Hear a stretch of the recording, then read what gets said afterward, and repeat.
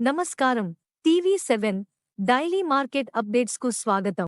పోటెత్తుతున్న మొక్కజొన్న రాబడులు. దేశంలోని ప్రముఖ మొక్కజొన్న ఉత్పాదక రాష్ట్రాలలో ఎడతెరిపి లేకుండా రాబడి అవుతున్న రైతుల సరుకు భారీగా విస్తరించిన రబీ సీజన్ సేద్యం దృష్టిలో పెట్టుకుని స్టాకిస్టులు సరుకు కొనుగోలుకు ఆసక్తి చూపనందున ధరల పెరుగుదలకు కళ్లెం పడింది. ఎందుకనగా ఎథనాల్ తయారీదారులు మరియు పౌల్ట్రీ పరిశ్రమ తమ అవసరానికి అనుగుణంగానే సరుకు కొనుగోలు చేస్తుండడమే ఇందుకు ప్రధాన కారణమని తెలుస్తోంది.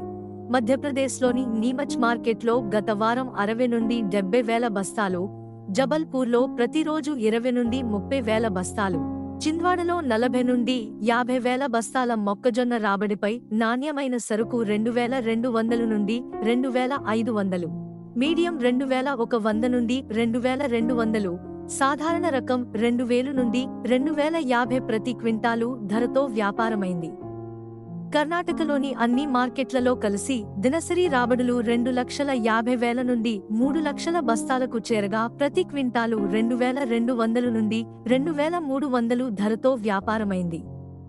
తెలంగాణలోని జడ్చర్ల, కేసముద్రం, సిద్దిపేట, మహబూబ్ నగర్, కల్వకుర్తి, వరంగల్ మరియు పరిసర ప్రాంతాలలో ప్రతిరోజు 25 నుండి 30 వేల బస్తాల రాకపై 2300 నుండి 2450 మరియు ఆంధ్రప్రదేశ్లోని విజయనగరం, చీపురుపల్లి, సాలూరు మరియు పరిసర ప్రాంతాలలో 75 నుండి 80 వాహనాల మొక్కజొన్న రాబడిపై 2300 నుండి 2350.